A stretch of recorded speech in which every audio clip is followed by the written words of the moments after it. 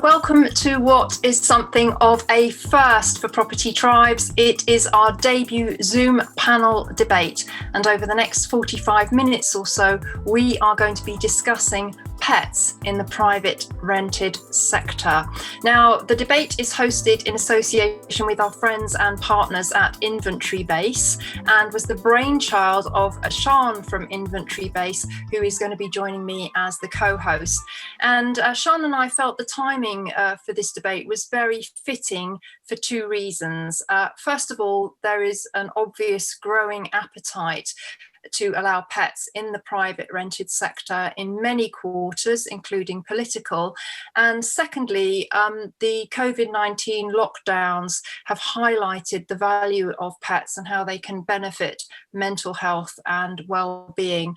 So joining Sian and myself to discuss this important and trending topic are Madison from Cats Protection.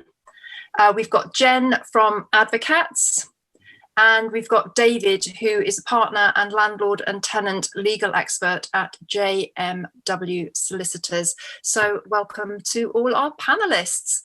Now, Sian, if I could start with you, you've been doing a lot of research into this area lately, and being an inventory company, you see firsthand the impact of pets on a rental property, and you know, allowing pets as a default position is probably not the most practical and realistic way forward, for reasons that we'll hopefully explore during this debate. So you've been digging down on that all-important detail. So I thought, just to get the debate underway, do you want to share some of your initial findings and thoughts?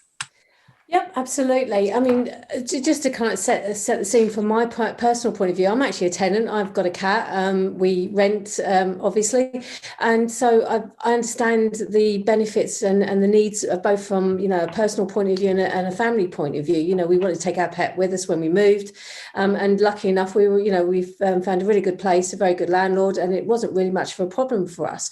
But I have found, certainly in the course of both my own business and the work I do with InventoryBase, that's not always the case, and a lot of tenants do say to us that they find it very, very difficult. But one thing certainly with COVID that's really been brought to the fore is the fact that a lot of people are moving, a lot of people are having to move through jobs, through the situation that has had an impact on their family life, which meant they've had to go into rental accommodation, and a lot of them would come with pets. That they're part and parcel of the family. It's not like you wouldn't leave your child in another house. You wouldn't do the same with your pet. So there's a real need there. But what I've found, certainly doing my research, is that the number of pets that have been increasing during COVID has been quite exponential. Certainly when you look at the facts and the figures, they're saying, over like 10,000 pets, I think it was when I last looked, had already been brought into the family home during lockdown. And if you imagine that we've got, 4.4 million people renting, a lot of those will be in the rental property. And then talking to landlords, or what they're saying is that some are being asked whether they can have pets in the property, but a lot of them aren't being asked. And certainly from an inventory point of view, we're finding that we're coming across pets when we're doing the interim inspections, and certainly indications of pets when they weren't necessarily on the AST when we're coming to check out. So this creates a real big problem in regards to how you manage that side of things. And also then you look at the whole point and issue of deposit disputes, fair wear and tear, and obviously pet damage. So there's a whole raft of questions that this is going to bring up, and also the practicalities of having pets in a rental property. Indeed. And Madison, if I could come to you, at Cats Protection, you've had the Perfect Landlords campaign, and that was really prompted because so many of cats coming into your care were from tenants who couldn't find a landlord to take the cat when they moved from one property that accepted a pet to one that didn't. So what's your overall thinking on this topic?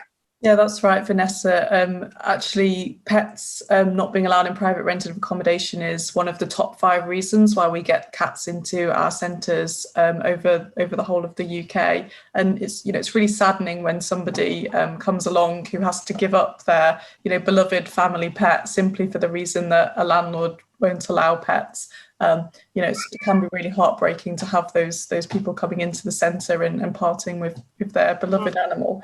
So Cats Protection launched the Perfect Landlords campaign nearly 2 years ago now to try and tackle this issue. And our campaign is all about promoting responsible pet ownership and trying to work with landlords to help them see the benefits of allowing pets. Because people say to us regularly that being allowed to have a cat in their rented a property actually has made them stay for longer.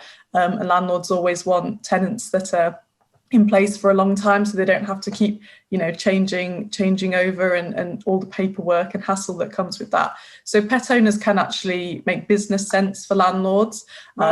And we've been trying to work with landlords to find ways that they can be assured that their investment is safe and also allow pet owners.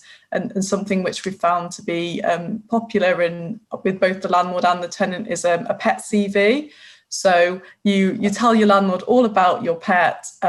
You give it details about if it's microchipped, neutered, treated for fleas, and this really kind of shows that you're a responsible pet owner. Not all landlords are pet owners, or maybe you've never even owned a pet in their life. So sometimes they don't actually know what they're looking for. And this is a way to show them what responsible pet ownership means, and a way for a tenant to show that they're doing those things to look after the pet. This is my own cat, Moodles, who wants to be the star of the show. And she was actually given up to Cats Protection by somebody whose landlord wouldn't allow them to have pets. But we've come full circle, and I actually live in rented accommodation, and I convinced my landlord using the Perfect Landlord resources to allow me to have Moodles. And she's actually an indoor cat, which some landlords often think, oh, cats can't live indoors, but yeah, she does, and she doesn't go outside, and she's very happy and content and hasn't caused any damage. And she's very popular with people that come to visit me, and she's definitely been a good source of companionship for me during lockdown. So I'm very grateful that I've been able to convince my landlords, but do know firsthand how hard it can be. Oh, well, it's great to have Noodles involved in the debate. And Jen, if we could come to you, tell us a little bit about the work that Advocates does in this area. Yeah, sure. Advocates actually began back in 2018 and met Cats Protection at a conference hosted by the Society for Companion Animal Studies. Cats Protection was putting together Perfect Landlords, and we were echoing all the things that they were saying were issues. So we knew that we had a job to do. And what we do on a local level is step in and help the landlord or tenant as much or as little as they want. So, for example, a tenant could come to us and say, I'm looking to move, I have 2 cats, but we can't find anywhere. Or a landlord could come to us and say, I have someone with 1 or 2 cats that wants to move into one of my properties. I really don't know what to say. And then what we do is we put together documentation to prove or demonstrate responsible pet ownership. And that will include the cat CV, as Madison has mentioned. Ours focuses a little bit more on the temperament of the cat and what it likes to do, with a picture of the animal. We get a vet reference to show that the animal is neutered, microchipped, flea and worm treated, has its booster vaccinations, and is regularly checked up on. We do our own tenant check as well, which is similar to how rescues used to do home checks before adoptions were carried out. And we will go and see the tenant where they currently live. And if we find that they've got 5 Rottweilers in a tiny backyard and 27 kittens in the bathroom, we'll say, no, don't think we can help you here. This is not responsible pet ownership. And we have to be that cut and dried and honest.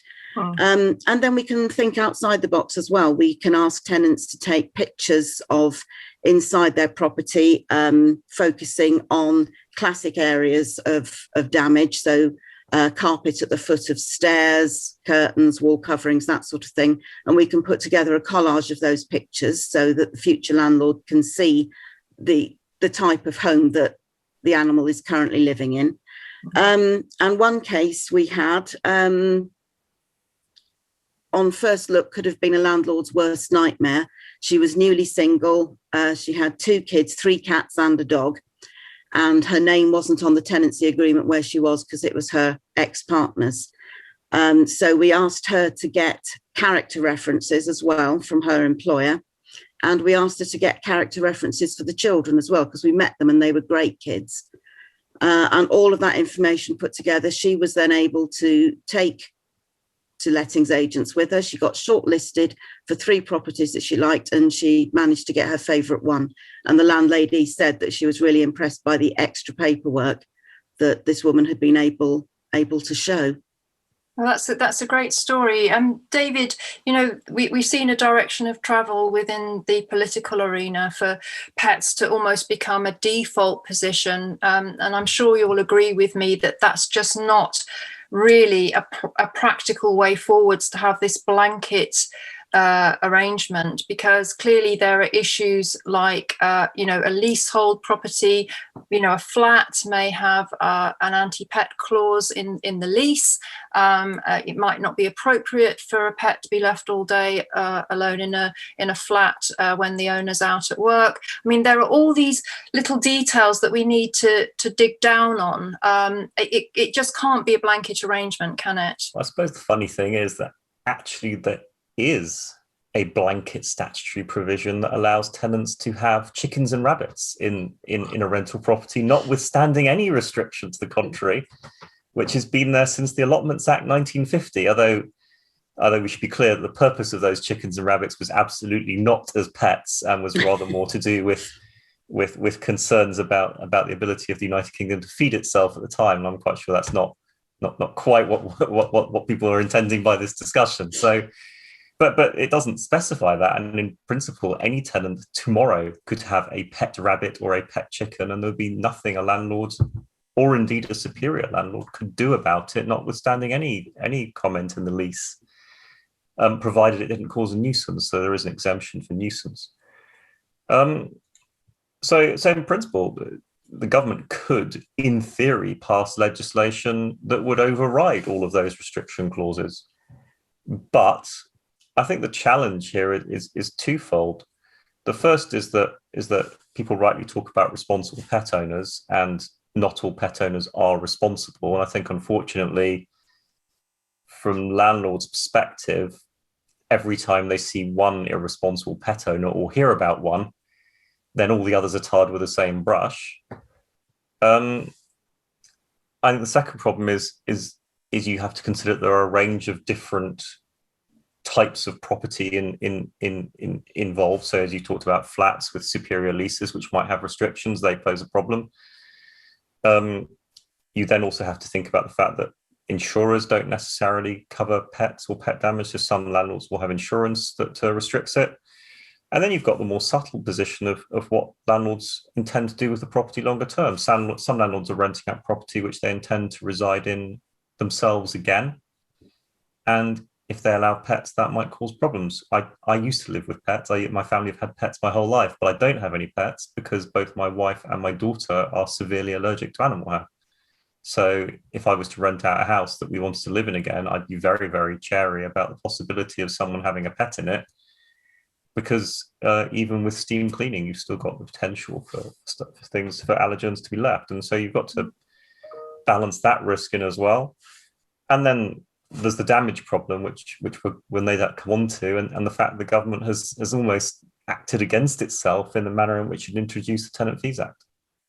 Exactly, and that has actually led to something which I call a pet premium, where landlords are charging a little bit extra to allow a pet in the property. My research, and I believe the research of the other guys on this call, we found it to be around £25 a month extra, which seems fairly reasonable to me. But, we have to be careful that landlords maybe don't abuse that and over egg the pet premium. And, guys, what can we do about this? Should there be a cap on it? That's an immediate issue, isn't it? As you say, David, with the tenant fee ban, actually.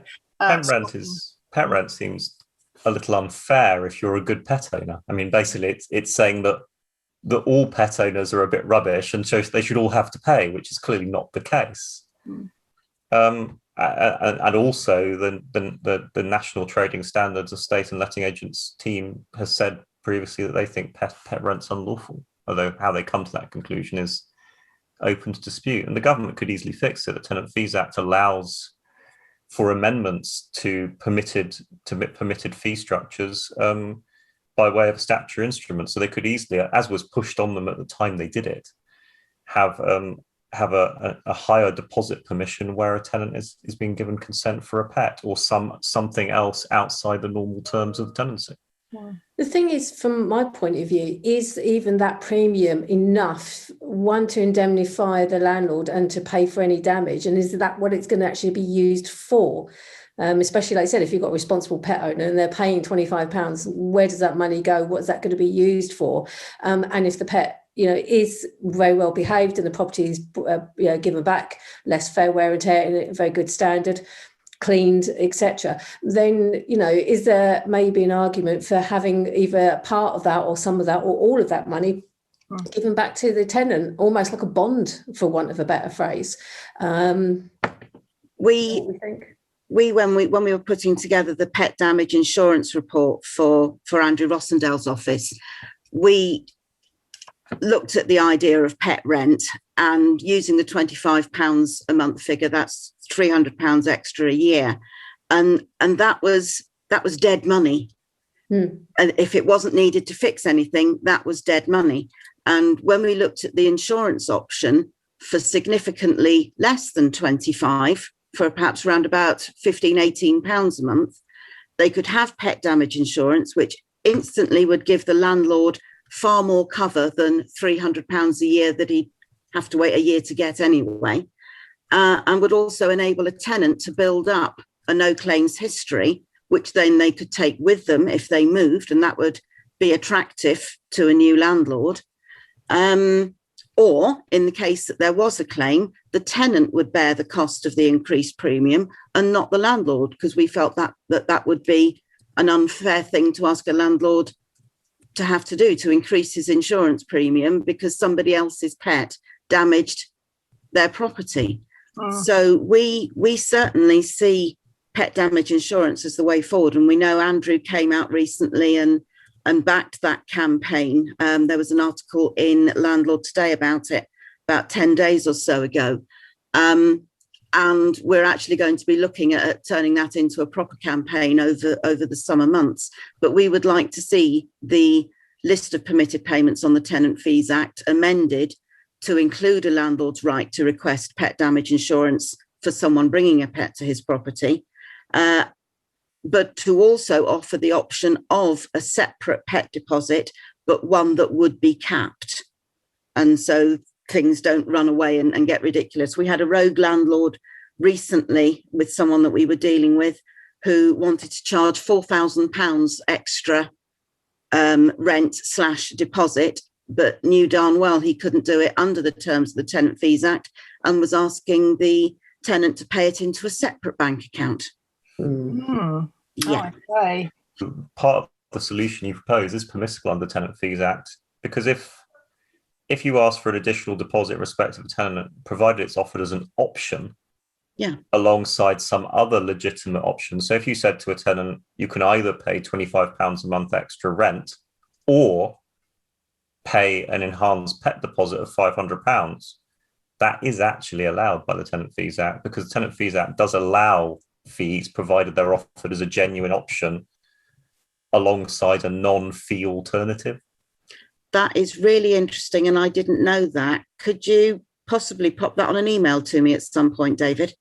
Yeah, I mean, it's not a much advertised point, and the guidance sort of plays it down, because of course it's a highway to abuse if you take it, if you go mad, but it's not actually allowed. You're not allowed. It has to be a genuine alternative, and the guidance doesn't mention it, and it's quite clear. But you can charge a fee if there is a genuine permitted alternative. And enhanced pet rent, despite it being non-ideal to say the least, is an allowable alternative. So if you offer, say, that or a pet deposit, that is a permissible structure. Sorry, David. Sorry, beg Go pardon. I was going to ask, if that's the case, then would it be better to also then tighten up the Tenant Fee Act to make it more specific, more clearer, more defined, or is that really kind of like asking for pigs to start flying above? Well, I mean, you could, but they tried really hard to do that, and that's led to a lot of the problems in the Tenant Fees Act, because some of these things are really hard to define. I mean, it's how do you define a fee? It seems obvious when we're just chatting about it, and on the basis of examples. But you don't need me to tell you that's not how the way the law works. It's quite hard to define an open-ended fee in a couple of sentences in a way that's going to capture all of those different situations. So the Tenant Fees Act was always a problem, because it tried to do something that is by nature pretty hard to do, and it has ended up doing it in a way that doesn't work for all situations, and we're here discussing one of the very obvious situations in which it doesn't really work. Yeah, I think the problem for pets is that it doesn't feel like there's a lot of options out there at the moment for owners, and having a choice of options of how tenants and landlords could be happy in the situation is really what we need. But there also has to be that measure of obviously people are renting because they can't afford to buy their own homes, but we shouldn't also then price people out of pet ownership, because it becomes an extortionate added amount on top of the rent that they're already paying. Pet ownership shouldn't be a privilege for people. And I think, the solutions, there need to be more solutions to the problem, but that also needs to be a consideration that, people are in the situation because they can't afford their own homes, and they shouldn't be priced out of, what other people might just consider their life choice. And, for some landlords, it is a benefit to allow cats as well. And Cats Protection did a survey last year, Cats and Their Stats report, which actually found that there were 1 million households in the UK who would like a cat, but they can't have one due to the rental issues. So it's a big market out there for landlords who are willing to allow pets. So, they will be benefiting from it as well if they're able to rent their properties out quicker or have people that stay longer as well. There's definitely something in it for landlords as well as the tenants, and having a range of solutions to ensure that properties are protected for both the tenant and the landlord is a positive way forward, because I think at the moment the solutions are limited. But it is worth probably saying that you can claim for pet damage through the 5-week cat deposit that there is under the Tenants Fees Act. So there is some money there for the landlord should damage arise, which isn't, I wouldn't say damage arising is the norm at all. Research we've done with landlords has found, in most cases, damage hasn't been a problem, and there've been no claims made by the landlord for anything the pet's done. What you were saying there, Madison, about the 5 weeks cap is the diversity of rents across the country. If a cat is going to destroy a carpet, then the carpet here in the East Midlands is not going to cost that much more than a carpet down in Sussex or the West Country. But rents wise, average rent up here in the town that I live in is probably around about £6.50 per calendar month. Now, you probably can't rent a shoebox for that in London, but your carpet's not going to be that much more expensive. So it's a tricky one where you have got poorer areas and lower rents. That 5-week deposit sometimes wouldn't be enough to cover damage that a pet had inflicted. Yes, and I think that's one of the main things that deters landlords from taking pets. We've been talking mainly about cats and dogs, but of course a pet could range from a spider right up to, and this is an actual case I know of, where an inventory clerk found a pony living in the utility room because it had a stable dog. And I think, Sian, I've not had one of those, I must admit. I've never had a pony. I'm sure you've got a few interesting tales, but I think one of the things that could really help the whole process and integration of pets into the sector is really to place more importance on the inventory. And Sian, obviously you've got some thoughts on this because it's your area of expertise, but if you start knowing the condition of the property, and you have, as Jen alluded to, really highlighted all the areas that a pet could impact on with your images and your accompanying text, that actual just process should give the landlord some comfort that if there is damage at the end, they're not going to have too much of an issue covering it. Yeah, exactly. I mean, as we know, inventories and checkouts, the whole point of those is to protect the property, protect the asset and protect the deposit, because at the end of the day, if the tenant's looked after the property, then quite rightly, they should get all their deposit back. It's not, as we know, doesn't belong to the landlord, belongs to the tenant. So it's only right it should go back to them.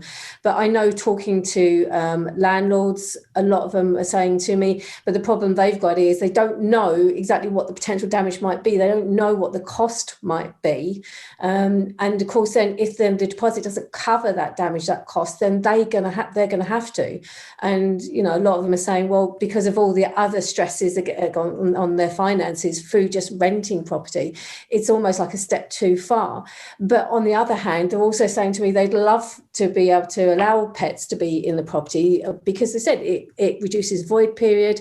It means they're going to have happier tenants, longer term tenants. It makes really good financial sense, but that bit is a barrier. So certainly from an inventory point of view, my thoughts are the inventory itself should be definitely about the fabric, about the property itself, but maybe we should do like enhanced reports or separate reports that maybe focus on issues of damage, pet damage, because they are significantly different.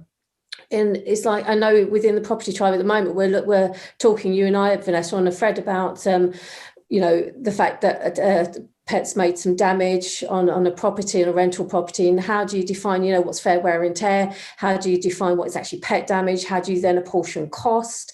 It becomes a bit of a minefield. So I think having separate reports like that, and also, as you've both said, Madison and Jen, about the pet reports, is something I've already picked up on from an inventory-based point of view, and look to see how we can incorporate those in to our reports, so they then become part of the evidence bundle going through the lettings process, so that it's not just about the AST or the inventory, but it's also got the pet report, the CV, the documentation to prove all the way through that the pet's been looked after well, property's been looked after well, and that the fact that come at the end of the tenancy, any issues are hopefully clearly defined, and then everyone can have a very balanced and adult argument and discussion about that if it's needed to be. So those things are quite easy in some respects to actually implement and put in place.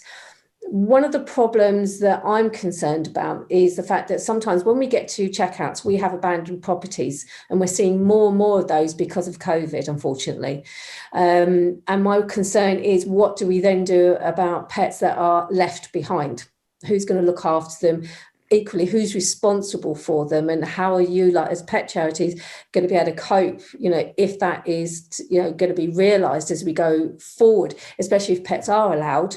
There's got to be certain things in place, because for me, their welfare is paramount. No clerk I know of, including me, could ever walk away from a property if there's a pet there, not being looked after and abandoned. What do we do about that? So I think certainly putting in place all the kind of like the paperwork, the paper trail and the inventories and the checkouts and those kind of reports are important, but I think that side of things also needs to be addressed and be part and parcel of that particular solution, or as you put it earlier on, Vanessa, that journey through the lettings process.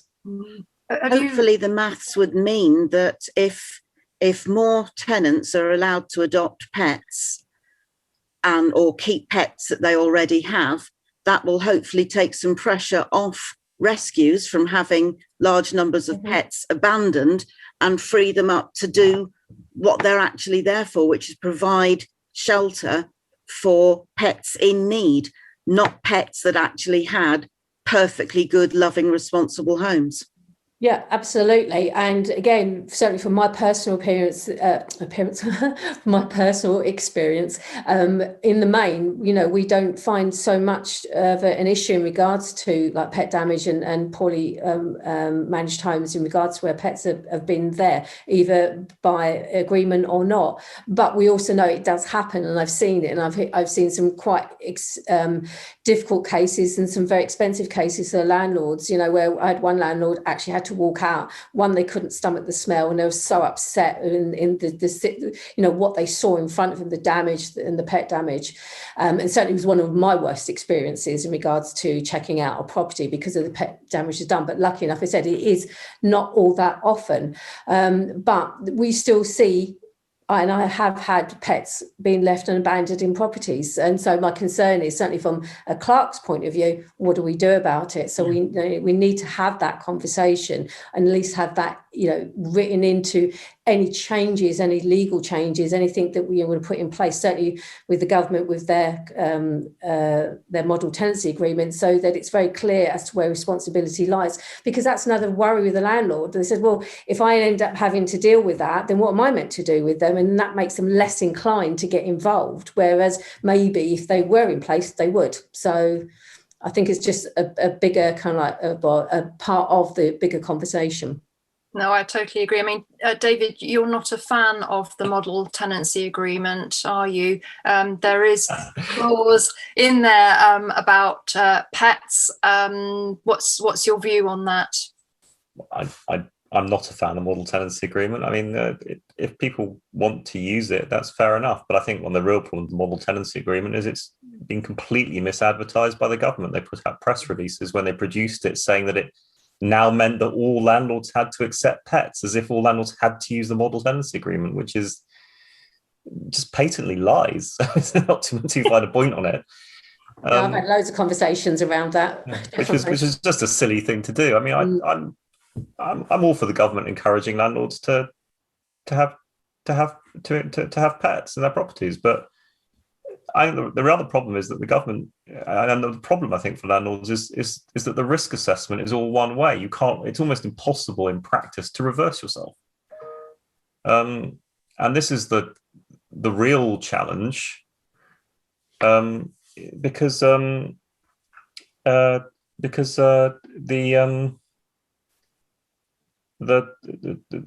reality is that if a tenant gets a pet without permission, or gets a pet that you change your mind about, or is just a bad tenant and then has pets which often tend to be a force multiplier of badness with bad tenants, it is difficult to get rid of tenants, and it's more difficult than it needs to be. And that's not to say that the tenants shouldn't have rights, and of course tenants should have protection from the law. Of course they should.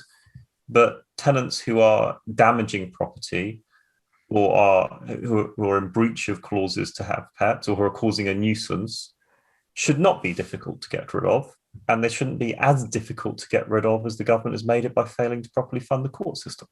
No, I totally agree. So, and of course, to some extent, landlords over-egg that, and they read stories and think that all situations are like that.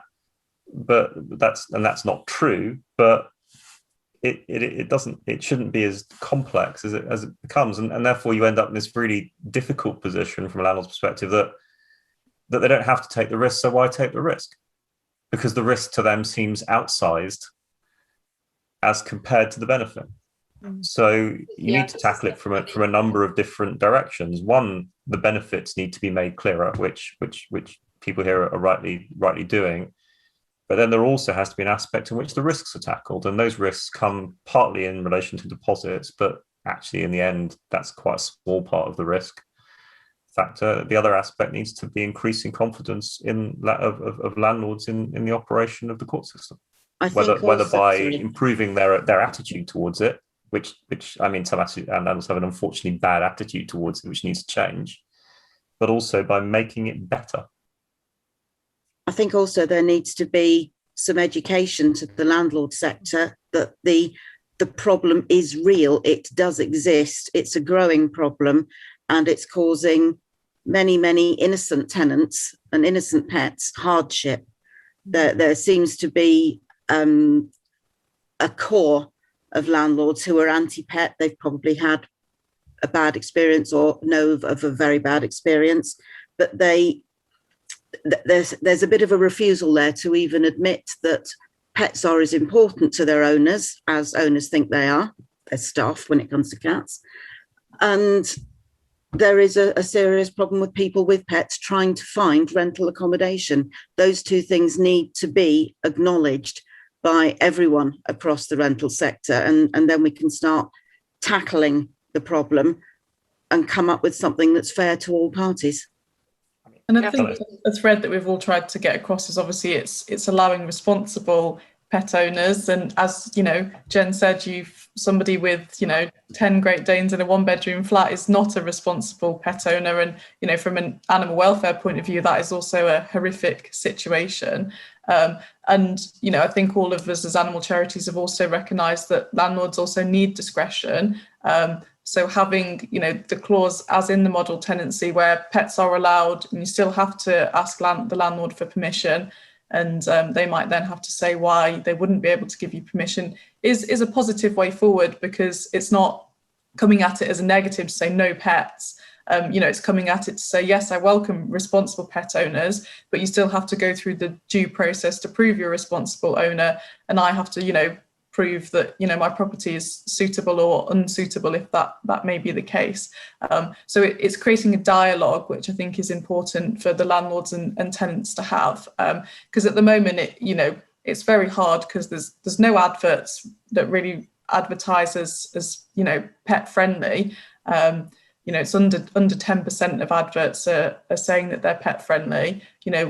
Something along the lines of pets considered is, perhaps a way landlords can go to show they're interested or open to that option if you are a responsible tenant. But it's not just saying, yes, we welcome all pets. I think it's important the conversation remains about allowing responsible pet owners, and that landlords have still got their discretion and they know what they're signing up to and agreeing to, and they know that it will be a responsible tenant.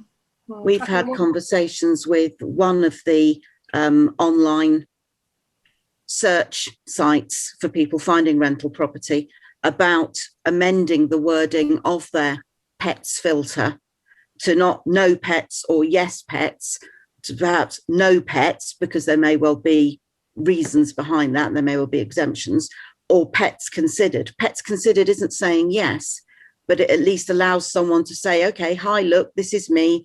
I have 2 cats. This is all the paperwork that goes with them. Here's some references from the cat sitter I use when I go on holiday. She can see that I keep a clean and tidy house, that the cats are well looked after, and so on and so forth. But it at least, pets considered, at least allows that conversation to happen. Yeah, David, could you just give us some insights about when it comes to advertising? Is it discriminatory to say no pets if you have a legitimate reason for not allowing pets?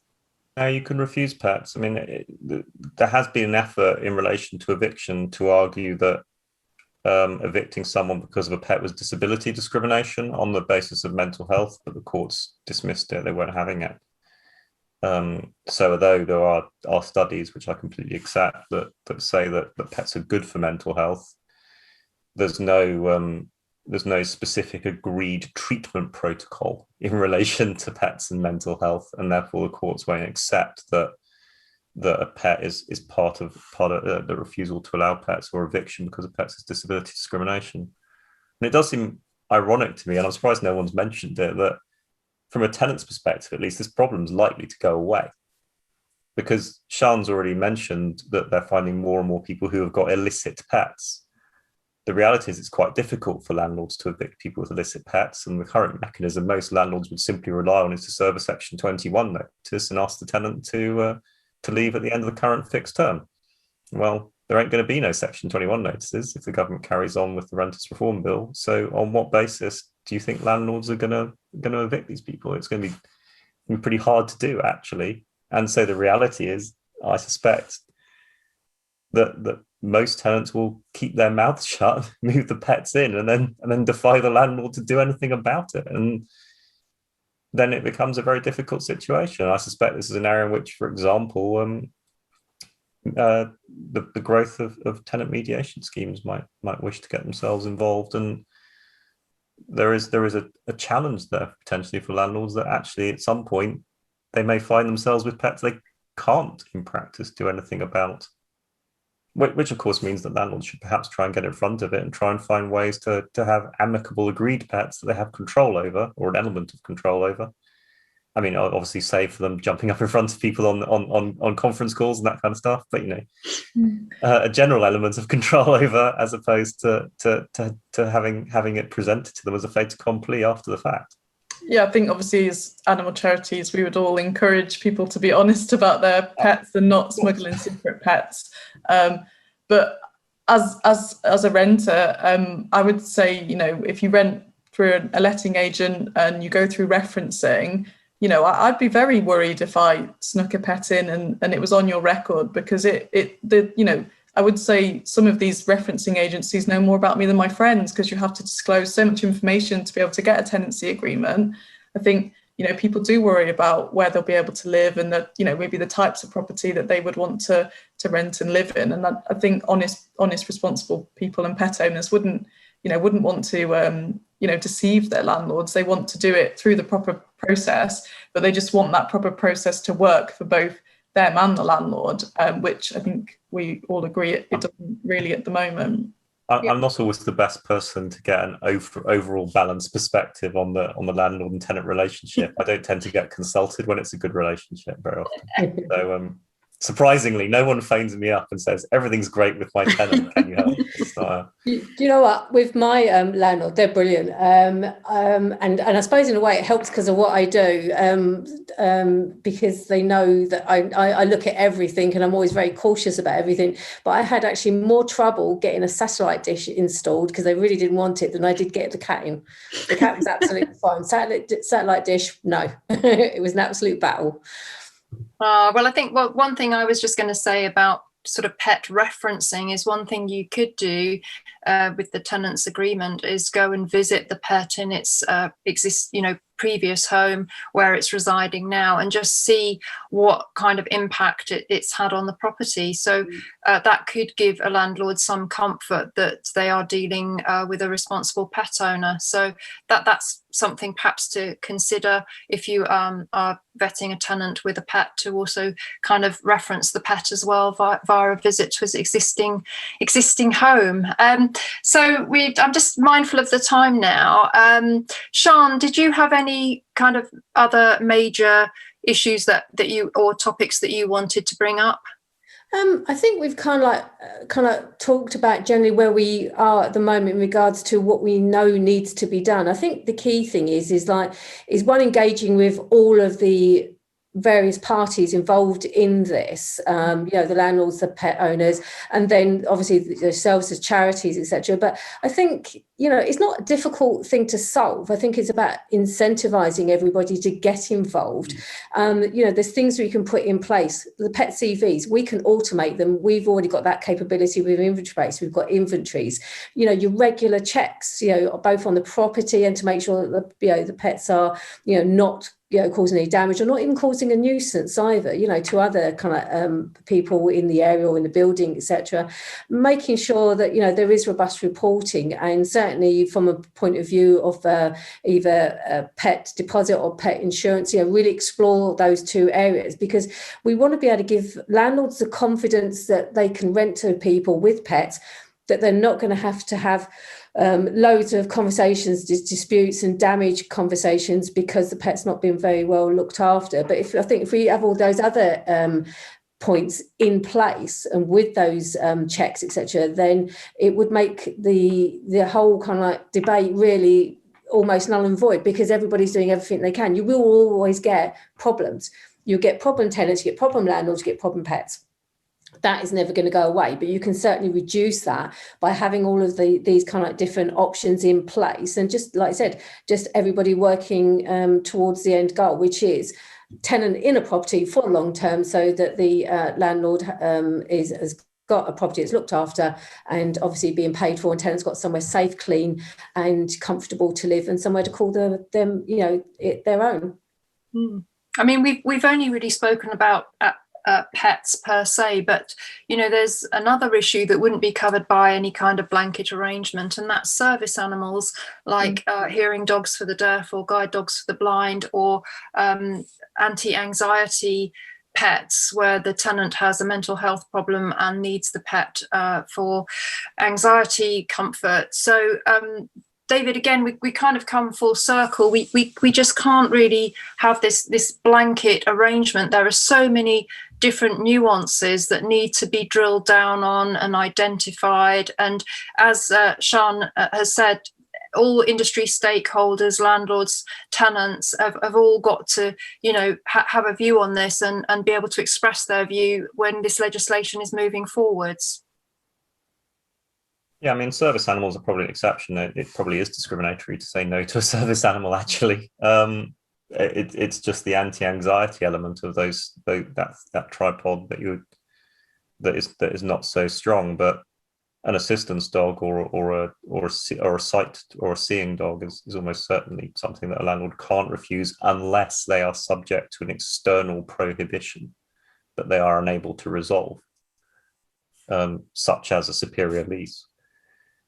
But I don't think it's terribly helpful in practice to draw the distinction. Ideally, we should have a freer position in respect of pets, but obviously, as we've sort of canvassed, that's much more subtle than simply saying pets should be allowed, full stop, or even saying as a piece of legislation, pets should be allowed more than just chickens and rabbits.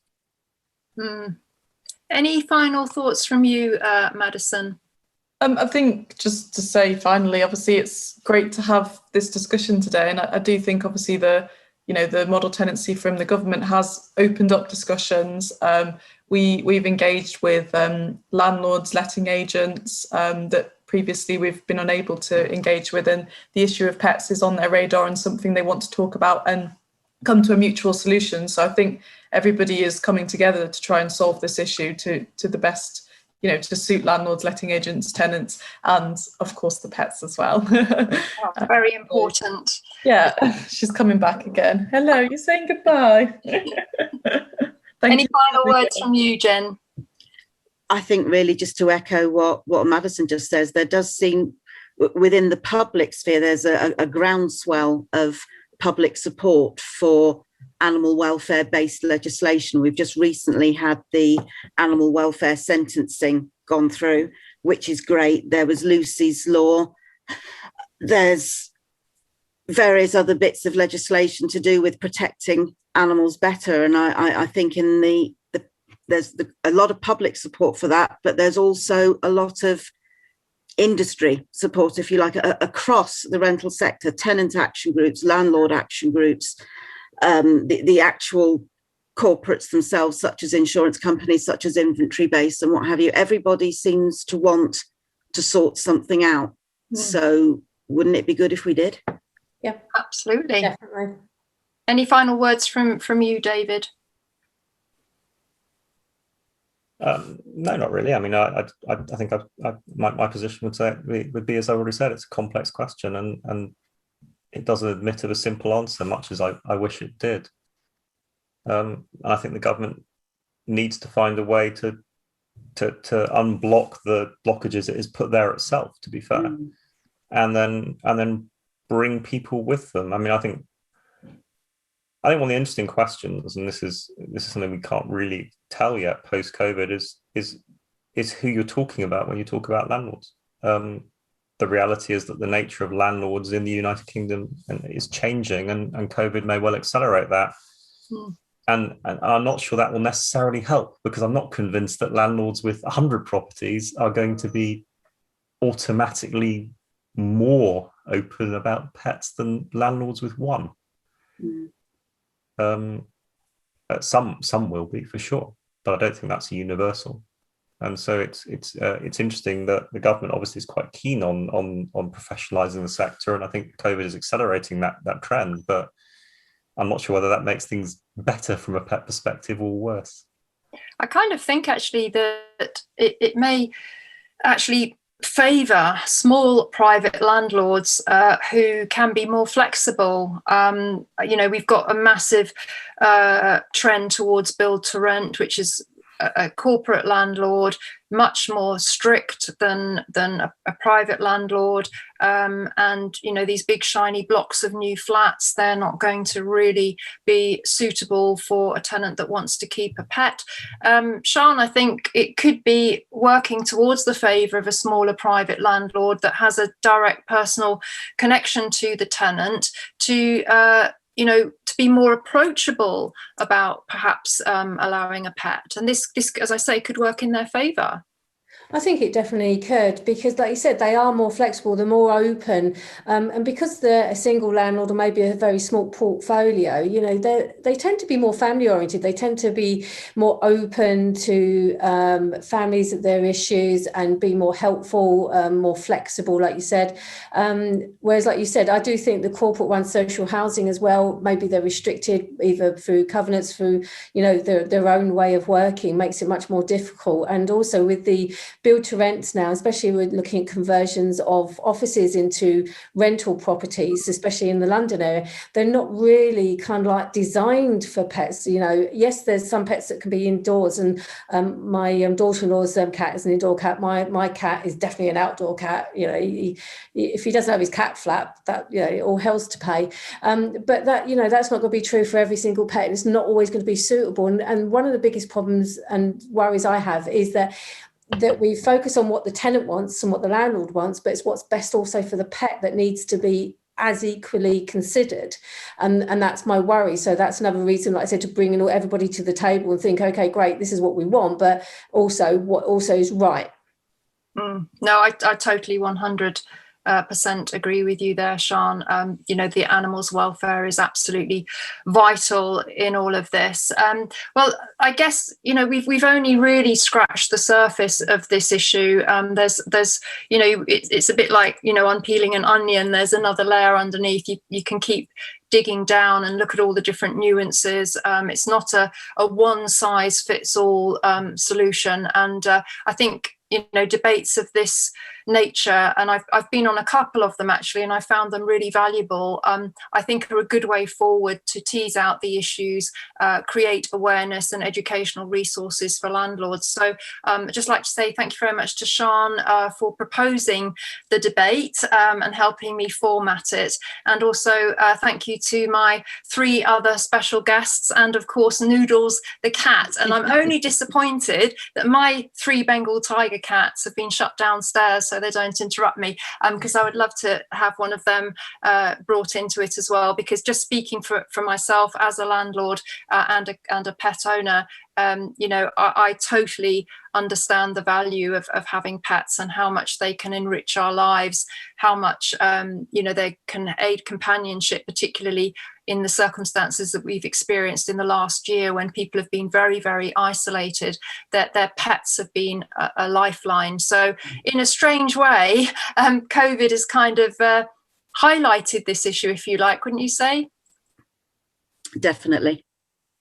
Fantastic. Well, thank you to everybody for joining me. And if you've got any questions sparked by this debate, please do drop them on the thread. We'd love to get a really healthy, active debate going amongst Property Tribes members, and really, keep digging down and teasing out those issues. And if you've had positive experiences of pets, please do share those as well, and let the debate continue. But for now, thank you very much to everybody and my guests for joining us on the very first ever Property Tribes panel debate about pets in the private rented sector. Goodbye from everybody.